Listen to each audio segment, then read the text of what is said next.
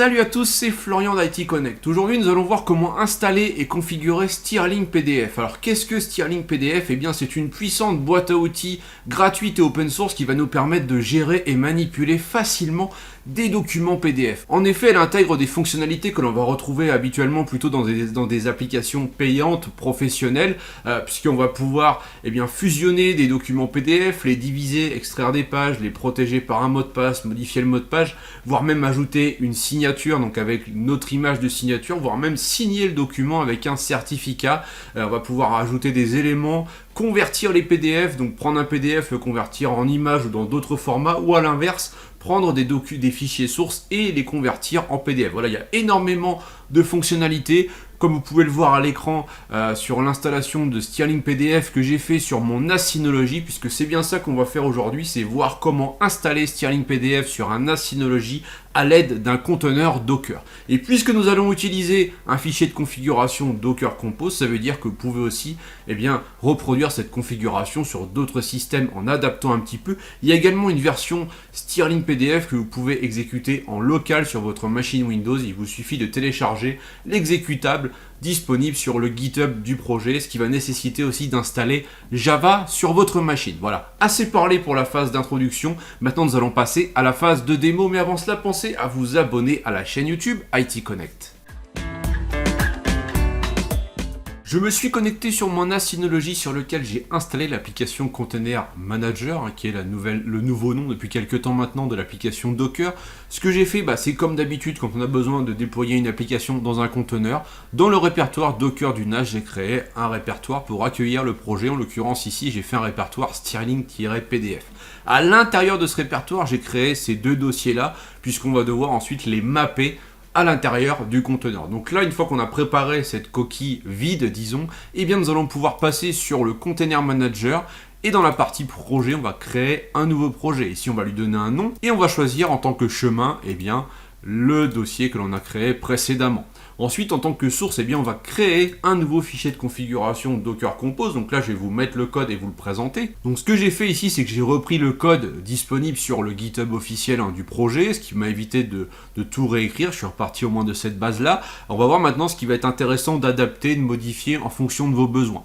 Tout d'abord, ici, il y a le mappage au niveau du port. Le port à gauche, c'est le port du côté de votre NAS, donc le port sur lequel il faudra accéder à l'application. Et le port à droite, c'est à l'intérieur du conteneur. Donc ici, on va accéder à l'application en mettant l'adresse IP du NAS 2.8080. Attention, si ce port est déjà utilisé par un autre conteneur, il faudra en choisir un autre. Donc vous voyez en fonction de votre configuration. Ensuite, on va faire le mappage au niveau des volumes. Donc ça, c'est le chemin à l'intérieur du conteneur. Là également aussi, donc à gauche, nous on va venir mettre le chemin bien vers les répertoires qu'on a créés précédemment, notamment celui-là qui est utile pour la partie OCR, donc reconnaissance de caractère, et ça donc c'est pour la partie configuration. On verra que l'on peut accéder à un fichier de config que l'on peut éditer par la suite. Les autres ne sont pas indispensables, il y a celui-là, puis le dernier certainement pour les journaux. Ensuite au niveau des directives ici dans la partie environnement.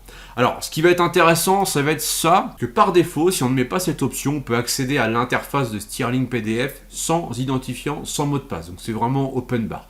Si on veut sécuriser et justement avoir une fenêtre d'authentification, on va venir activer cette option qui implique aussi d'activer celle-ci et on va ensuite définir un nom d'utilisateur par défaut et un mot de passe. Donc ça, voilà, on va mettre ça pour lancer le conteneur et après on va voir qu'on va pouvoir changer le nom d'utilisateur, changer le mot de passe, voire même créer d'autres utilisateurs. Ici, c'est une fonctionnalité qui est désactivée, que je n'ai pas utilisée, en fait, qui permet d'ajouter l'application Calibre, qui va permettre en fait de gérer une bibliothèque de livres numériques et de lier tout ça à Stirling PDF. Et ça, c'est la partie langue. Alors en fait, c'est lié, si j'ai bien compris, aux fonctionnalités de conversion de documents. Mais ce qui n'empêchera pas l'application d'être disponible dans plein de langues différentes, y compris le français. Alors une fois qu'on a fait ça, il suffit de se laisser guider. Voilà, on va faire suivant, on va jusqu'à la fin. On va lancer la création du projet. Container Manager va télécharger l'image Docker que l'on a référencée dans le fichier Docker Compose. Il va créer le conteneur, le lancer, et on va pouvoir se connecter à notre application. Voilà, une fois que c'est fait, on clique sur fermer. Ici, on a bien le conteneur du coup qui a été lancé, hein, il est en cours d'exécution. Donc on va pouvoir ouvrir un nouvel onglet et accéder à l'URL. Hein, donc on met l'IP du NAS 2.8080. Donc on voit que j'arrive sur l'application Stirling PDF, je vais pouvoir me connecter avec le compte PDF. Et le mot de passe, donc c'est IT Connect, hein, par rapport à ce qu'on avait mis avant. On va faire connexion, mais on voit qu'on peut éventuellement choisir une autre langue.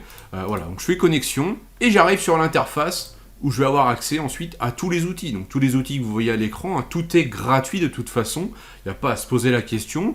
Donc on les a à cet endroit-là, on peut faire une recherche également ici ou ici, et on peut y accéder directement dans le menu outils où on voit que l'on a, voilà, tout est organisé par un petit peu par catégorie, hein, notamment voilà, la possibilité de signer un PDF.